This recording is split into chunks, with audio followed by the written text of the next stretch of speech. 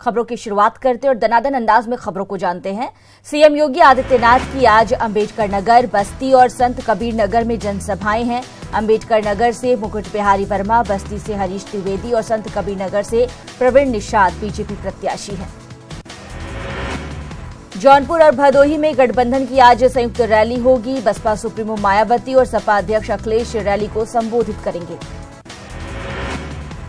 दिल्ली में 12 तारीख को होने वाली वोटिंग के पहले समाजवादी पार्टी ने अपनी रणनीति की घोषणा कर दी है। एसपी ने कहा कि जहां बीएसपी चुनाव नहीं लड़ रही है वहां वो आम आदमी पार्टी को समर्थन देगी। लोकसभा चुनाव के 5वें चरण में 7 राज्यों की 51 सीटों पर वोटिंग खत्म हो गई। देश भर में कुल 62.56% वोटिंग हुई। यूपी की 14 सीटों पर कुल मतदान 57.33% हुआ। इन सीटों में धौरहरा में सबसे ज्यादा मतदान हुआ, जबकि बांदा में मतदान प्रतिशत बढ़ा है। 5वें चरण में राजनाथ सिंह, सोनिया गांधी, राहुल गांधी, स्मृति ईरानी समेत 674 उम्मीदवारों की किस्मत ईवीएम में कैद हो गई। स्मृति ईरानी के ट्वीट वाले वीडियो को चुनाव आयोग ने खारिज कर दिया। चुनाव आयोग के मुताबिक वीडियो फर्जी है, जिसको स्मृति ईरानी ने ट्वीट किया था। टिकट बंटवारे को लेकर बीजेपी से चल रहा विवाद अब जाकर खत्म हुआ। ओम प्रकाश राजभर ने प्रदेश सरकार का साथ छोड़ दिया। बलिया पहुंचे सुहेल देव, भारतीय समाज पार्टी के अध्यक्ष ओम प्रकाश राजभर ने बीजेपी पर जमकर अपनी भड़ास निकाली। ओम प्रकाश राजभर ने कहा कि बीजेपी का इस समय विनाशकाले विपरीत बुद्धि हो गया है। इस बार बीजेपी का घमंड चकनाचूर हो जाएगा।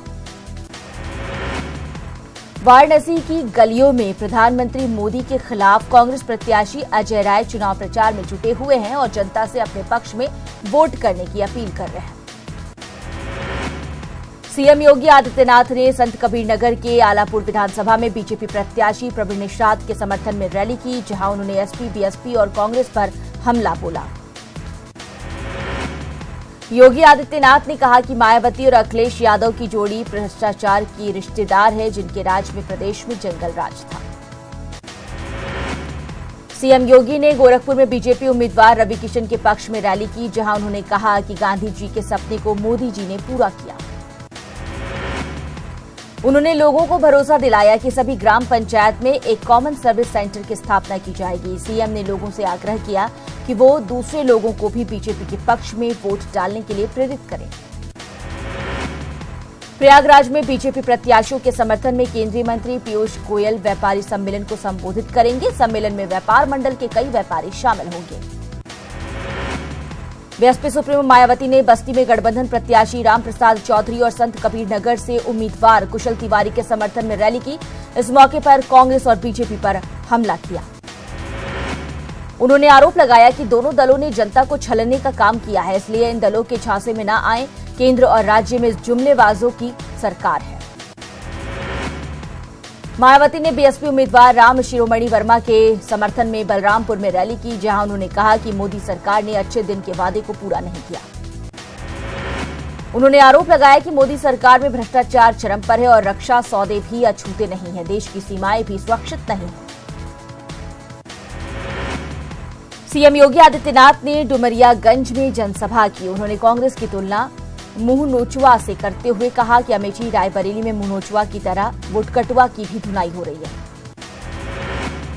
वोटिंग के दौरान बूथ पर कब्जे का बड़ा आरोप लगाते हुए सपा का प्रतिनिधिमंडल चुनाव आयोग से मिला। राजेंद्र चौधरी ने सत्तारूढ़ दल पर लोकतंत्र की हत्या का आरोप लगाया और कहा कि निष्पक्ष चुनाव नहीं हो रहा।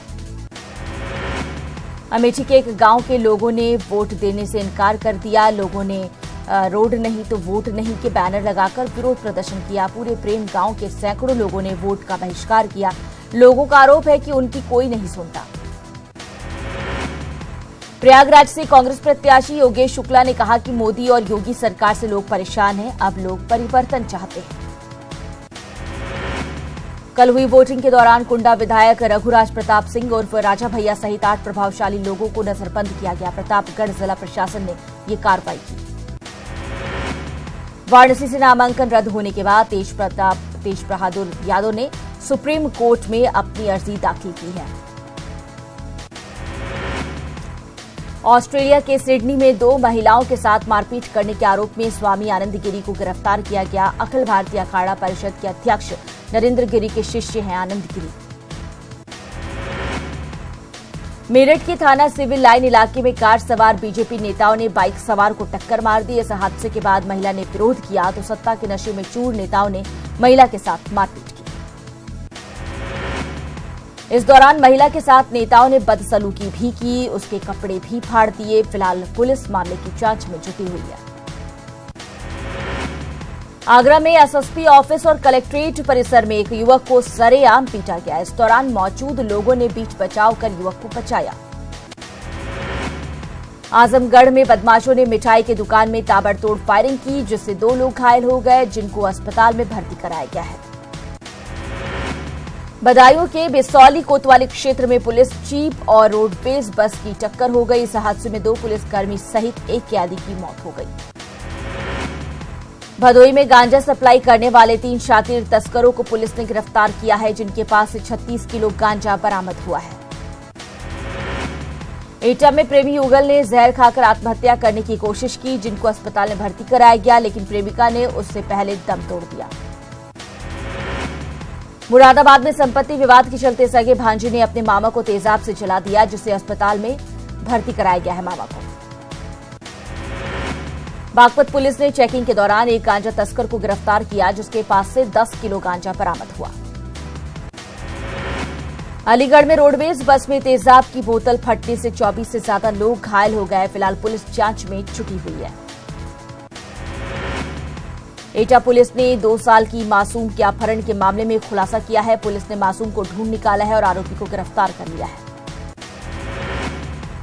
मथुरा के ब्रज चिकित्सा संस्थान के छात्र छात्राओं ने जमकर हंगामा किया। छात्रों का आरोप है कि संस्थान भविष्य के साथ खिलवाड़ कर रहा है। औरैया के डाक बंगला परिसर में अचानक आग लग गई। बाद में ग्रामीणों की मदद से आग पर काबू पाया जा सका। प्रयागराज के सिविल लाइन्स इलाके में फ्रिज के सर्विस सेंटर में शॉर्ट सर्किट की वजह से आग लग गई। फायर ब्रिगेड कर्मियों की कड़ी मशक्कत के बाद आग पर काबू पा सके। मथुरा में प्राथमिक विद्यालय कंचनपुर में शिक्षा मित्र से परेशान होकर शिक्षिका बेहोश हो गई, जिससे स्कूल में हड़कंप मच गया। बिजनौर में पारिवारिक कलह के चलते एक मां ने अपने 2 बच्चों के साथ जहर खा लिया, जिससे 3 लोगों की मौत हो गई। बदायूं के बिसौली कोतवाली की जीप में एक बस ने टक्कर मार दी, जिससे दारोगा और एक सिपाही की मौत हो गई, जबकि 2 दारोगा घायल हो गए। ग्रेटर नोएडा में फार्म हाउस में रेव पार्टी पर छापेमारी के बाद जिला प्रशासन ने बड़ी कार्रवाई करते हुए उसे सील कर दिया है। कुल 11 अवैध फार्म हाउस सील किए गए हैं। ये फार्म हाउस एयरफोर्स की जमीन पर बने थे। देवरिया में छोटी गंडक में नहाने गए 4 छात्रों की डूबने से मौत हो गई। इनमें से 3 गोरखपुर और 1 महाराजगंज का रहने वाला था। चारों अपने दोस्त की बहन की शादी में शिरकत करने देवरिया आए थे। ग्रामीणों की मदद से चारों शवों को पुलिस ने नदी से बाहर निकलवाकर पोस्टमार्टम के लिए भेज दिया है और परिजनों को इसकी सूचना दे दी गई है। सीबीएसई बोर्ड का 10वीं का रिजल्ट जारी हो गया है। इस बार लड़कियों की जगह लड़कों ने बाजी मारी है। इस बार यूपी के बच्चों ने भी दमखम दिखाया है। पहले 8 स्थानों पर यूपी के छात्रों ने कब्जा किया, जबकि 13 छात्रों ने कुल 500 अंकों में 499 अंक हासिल किए। हांगकांग में आयोजित एशियन पावर लिफ्टिंग चैंपियनशिप में चेन्नई की डॉक्टर आरती अरुण ने गोल्ड मेडल जीता। वो पेशे से डेंटल सर्जन है और 2 बच्चों की मां है। आज अक्षय तृतीया है। आज के दिन कान्हा की नगरी में बड़ा विशेष महत्व होता है आज के दिन का, क्योंकि आज ही के दिन ब्रज के बांके बिहारी अष्ट सखी सहित सभी मंदिरों में भगवान पोशाक की जगह चंदन के लेप का श्रृंगार धारण करते हैं। अयोध्या के नया घाट क्षेत्र में सीवर की खुदाई के लिए खोदी जा रही सड़क में एकाएक भगवान शिव का प्राचीन मंदिर दिखा। यही नहीं, इस पर प्राचीन शिव साईं मंदिर भी लिखा हुआ है, जिसके बाद साधु संतों ने वहां पूजा पाठ की और मंदिर बनाने की मांग की। बाबा केदार की पंचमुखी डोली भी ओंकारेश्वर मंदिर से निकली। 3 दिन तक होगी भव्य यात्रा। 9 मई को केदारनाथ के कपाट खुलेंगे। उत्तराखंड में अपनी ड्यूटी से गायब डॉक्टरों पर सरकार ने बड़ी कार्रवाई की है और शासन ने एक साथ 35 डॉक्टरों को बर्खास्त कर दिया है। इन डॉक्टरों पर एक्शन के लिए शासन ने लोक सेवा आयोग से सहमति मांगी थी और उस सहमति के बाद 35 डॉक्टर बर्खास्त कर दिए गए। उत्तराखंड बीजेपी के लिए पार्टी के दोनों विधायकों की जुबानी जंग परेशानी का सबब बने हुए हैं। अब जल्द पार्टी कोई इनके खिलाफ बड़ी कार्रवाई कर सकती है। विधायक चैंपियन और कर्णवाल के बीच लगातार बयानबाजी हो रही है। सीएम त्रिवेंद्र रावत सोमवार को हरियाणा के अंबाला में एक कार्यक्रम में शामिल हुए। इस दौरान उन्होंने कहा कि पीएम मोदी के नेतृत्व में भारत दुनिया की महाशक्ति बनने की ओर बढ़ रहा है। उत्तराखंड बीजेपी प्रदेश अध्यक्ष अजय भट्ट ने दिल्ली में प्रत्याशी मनोज तिवारी के पक्ष में चुनाव प्रचार किया। अजय भट्ट ने जनता को संबोधित करते हुए कहा कि मनोज तिवारी का संसदीय कार्यकाल बेहतर रहा है और उन्होंने पिछले कार्यकाल में जनता के हित के बहुत से काम किए। काशीपुर में कांग्रेस के पूर्व महानगर अध्यक्ष और वर्तमान में पीसीसी सदस्य महेंद्र शर्मा ने अपने घर में फांसी लगाकर आत्महत्या कर ली। पुलिस पूरे मामले की जांच में जुट गई है। मृतक कांग्रेसी नेता एक रिजॉर्ट मालिक के साथ साथ प्रॉपर्टी के व्यवसायी से भी जुड़े थे। उधम सिंह नगर के सितारगंज में अपने प्रेमी के साथ कोतवाली पहुंची एक युवती को उसके फौजी मामा ने पुलिस की मौजूदगी में ही धमकाना शुरू कर दिया, तो कोतवाली में मौजूद एक दारोगा ने पुलिसकर्मियों के साथ मिलकर युवती के फौजी मामा की जमकर पिटाई कर दी।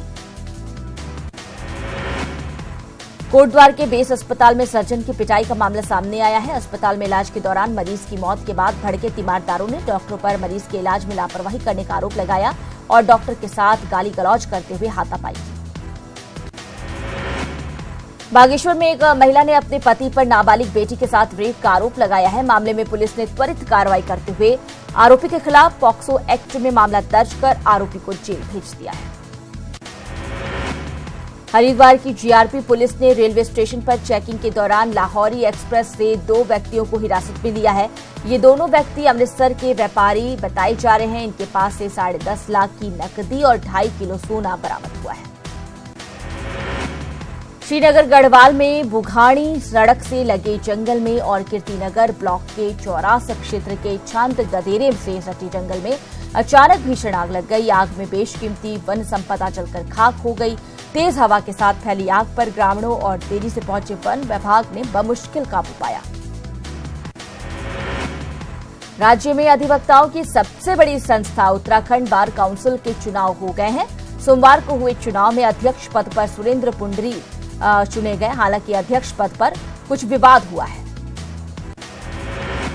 अक्षय तृतीया पर आज गंगोत्री धाम के कपाट खोले जाएंगे और विधि विधान के साथ कपाट खुलने की प्रक्रिया सोमवार से ही शुरू हो गई थी। सोमवार को मां गंगा के शीतकालीन प्रवास मुखबा से गंगा जी की डोली दोपहर 12:15 पर मंदिर से बाहर निकली और 12:35 पर मुखबा से गंगोत्री धाम के लिए रवाना हुई। 11वें ज्योतिर्लिंग बाबा केदारनाथ के कपाट 9 मई को खुलने हैं और कपाट खुलने से पहले बाबा केदार की पंचमुखी डोली भी अपने शीतकालीन स्थल ओंकारेश्वर मंदिर से केदारनाथ के लिए रवाना हो गई है। 2500 साल पुरानी परंपरा और कई पड़ावों से होकर ये डोली केदारनाथ पहुंचेगी। आज से शुरू हो रही चारधाम यात्रा के लिए पर्यटन मंत्री सतपाल महाराज ने शुभकामनाएं दी हैं। पर्यटन मंत्री का कहना है कि सरकार पूरी तरह से यात्रा के लिए तैयार है। उन्होंने कहा कि केदारनाथ में 8 मई की रात को केदारनाथ में 3000 यात्री रुक सकते हैं। राजधानी देहरादून में बुद्धिजीवी फाउंडेशन ने 41वें सेमिनार का आयोजन किया। इस कार्यक्रम का उद्देश्य उत्तराखंड की अलग अलग संस्कृति पर चर्चा कर उन्हें बढ़ावा देना था। इस कार्यक्रम में अपने अपने क्षेत्रों में अपने काम से अपना और राज्य का नाम रोशन कर चुके बुद्धिजीवियों ने भाग लिया। बीते 3 दिनों में यमकेश्वर के पहाड़ी इलाकों में चली तेज हवाओं से बागवानी की फसलों को भारी नुकसान पहुंचा है। तेज आंधी तूफान से कोटद्वार में भी पेड़ों से आम, लीची और नाशपाती की फसल काफी बर्बाद हुई है, जिस पर काश्तकारों ने कृषि विभाग से मुआवजा देने की मांग की है। खटीमा का खाकरा नाला अतिक्रमण से सिकड़ता जा रहा है। अतिक्रमण हटाने के लिए 3 महीने का वक्त दिया गया था, जो पूरा हो गया है। एसडीएम का कहना है कि अगर अब अतिक्रमणकारी अतिक्रमण नहीं हटाते हैं तो कड़ा एक्शन लिया जाएगा। बागेश्वर में न्यूज 18 की खबर का दमदार असर हुआ। डीएम ने यहां कौसानी व्यू पॉइंट से अतिक्रमण हटाने के लिए एसडीएम गरुड़ को निर्देश दे दिया है। कुछ दिन पहले न्यूज 18 ने यहां अतिक्रमण होने की खबर चलाई थी, जिसे प्रशासन ने गंभीरता से लेते हुए कार्रवाई के आदेश दिए हैं। पिथौरागढ़ में मानसून सीजन में होने वाली आपदाओं से निपटने के लिए प्रशासन ने कमर कस ली है। जिला प्रशासन ने सभी विभागों की एक अहम बैठक कर आपदाओं से निपटने के लिए एक रोड मैप तैयार किया है। साथ ही सभी विभागों के बीच कामों का बंटवारा भी किया गया है। सोमवार को राज्यपाल बेबी रानी मौर्य हरिद्वार के मातृ आंचल विद्यापीठ के कार्यक्रम में पहुंची और लोगों से अपील की कि वो छात्र छात्राओं की बेहतरीन के लिए आगे आए। सीबीएसई बोर्ड के 10वीं का रिजल्ट में देहरादून रीजन का दबदबा रहा। उत्तराखंड में टॉप करने वाली शगुन मित्तल अपने मम्मी और पापा की तरह डॉक्टर नहीं बल्कि इंजीनियर बनना चाहती हैं। शगुन ने 10वीं में 500 में से 497 अंक हासिल किए हैं। उधम सिंह नगर में किच्छा के सेंटर पीटर स्कूल के छात्र लोकेश जोशी और रुद्रपुर के एमिटी पब्लिक स्कूल की छात्रा जगनूर कौर ने भी प्रदेश में पहला और देश भर में तीसरा स्थान हासिल किया है। भाजपा के राष्ट्रीय अध्यक्ष अमित शाह आज फिर बिहार में गरजेंगे। उनकी जनसभा पाटलिपुत्र लोकसभा क्षेत्र के मसौड़ी के गांधी मैदान में होगी। शाह की सभा आज शाम 3 बजे के करीब होगी। कांग्रेस अध्यक्ष राहुल गांधी आज धनबाद में पार्टी प्रत्याशी कीर्ति आजाद के समर्थन में रोड शो करेंगे। बताया जा रहा है कि वो मटकुरिया से बैंक मोड़ तक 1 किलोमीटर का मेगा रोड शो करेंगे। इस दौरान राहुल गांधी खुली गाड़ी से जनता को संबोधित भी करेंगे। यौन शोषण के आरोपों पर सीजेआई रंजन गोगोई को क्लीन चिट मिल गई है, क्योंकि जस्टिस बोबडे की अध्यक्षता वाली पीठ ने जांच के आधार पर मामला खारिज कर दिया। ओडिशा के चक्रवात प्रभावित इलाकों का पीएम मोदी ने दौरा करते हुए राहत और बचाव कार्यों की समीक्षा की। साथ ही ओडिशा को 1000 करोड़ की अतिरिक्त मदद भी दी। कल पुलवामा में भी वोटिंग हुई। पुलवामा में उस जगह पर भी एक पोलिंग बूथ बनाया गया जहां फरवरी में हुए आतंकी हमले में सीआरपीएफ के 40 जवान शहीद हो गए थे। इस पोलिंग बूथ पर स्थानीय लोगों ने शहीदों को श्रद्धांजलि दी। देश भर में मुस्लिमों में माह रमजान का पाक महीना शुरू हो गया है। इसे देखते हुए देर रात तक बाजार खुले। मुंबई में मुस्लिम समुदाय के लोगों ने जरूरत का सामान खरीदा। जयपुर के एसएमएस स्टेडियम में वुमेन्स T20 चैलेंज का रोमांच शुरू हो गया है। सोमवार को पहला मैच ट्रेल ब्लेजर और सुपरनोवा के बीच खेला गया। मैच देखने के लिए स्टेडियम में आयोजकों की उम्मीद से ज्यादा दर्शक पहुंचे थे। रूसी राजधानी मॉस्को में एक पैसेंजर प्लेन में इमरजेंसी लैंडिंग के वक्त आग लगने से 41 लोगों की मौत हो गई। इस प्लेन ने मॉस्को एयरपोर्ट से उत्तरी रूस के मरमास्क शहर के लिए उड़ान भरी थी। इजरायल के गाजा पट्टी पर किए गए ताजा हवाई हमले में 6 आतंकियों सहित 16 फिलिस्तीनी नागरिकों की मौत हो गई। इजरायल ने ये हवाई हमले गाजा की ओर से उन पर दागे गए रॉकेट्स की जवाब में दी। ईस्टर पर हुए सीरियल धमाकों के बाद श्रीलंका ने आतंकियों के साथ साथ कट्टरपंथियों पर भी शिकंजा कसा है। 21 अप्रैल को हुए हमलों के बाद सरकार ने अब तक 200 मौलानाओं सहित कुल 600 से भी ज्यादा विदेशी नागरिकों को देश से बाहर कर दिया है। अमेरिका ने ईरान को साफ संदेश देने के लिए अपने करियर स्ट्राइक ग्रुप को पश्चिम एशिया में तैनात करने की वार्निंग दी है। पाकिस्तान की इमरान खान सरकार प्रतिबंधित जैश ए मोहम्मद, लश्कर ए तैयबा और जमात उद दावा को रमजान के महीने में मिलने वाले दान पर कड़ी नजर रखे हुए पाक गृह मंत्रालय ने प्रांतीय सरकारों को इन संगठनों पर रमजान के महीने में दान जुटाने पर लगाए गए बैन को सख्ती से लागू करने को कहा है। रूस से S-400 मिसाइल की खरीद के फैसले पर तुर्की अडिग है। तुर्की की ओर से जारी बयान में कहा गया है कि अमेरिकी धमकियों के बाद भी तुर्की और रूस के बीच ये समझौता होगा। आईपीएल में चेन्नई सुपर किंग्स के लिए खेलने वाले केदार जाधव कंधे की चोट की वजह से प्लेऑफ मुकाबले से बाहर हो गए हैं। जाधव की चोट चेन्नई के साथ साथ टीम इंडिया के लिए भी चिंता का सबब बन गई है। जाधव वर्ल्ड कप खेलने वाली टीम इंडिया के सदस्य हैं। ऐसे में उनका चोटिल होना टीम के लिए बड़ा झटका हो सकता है। इसी के साथ बुलेटिन में फिलहाल के लिए बस इतना ही। नमस्कार।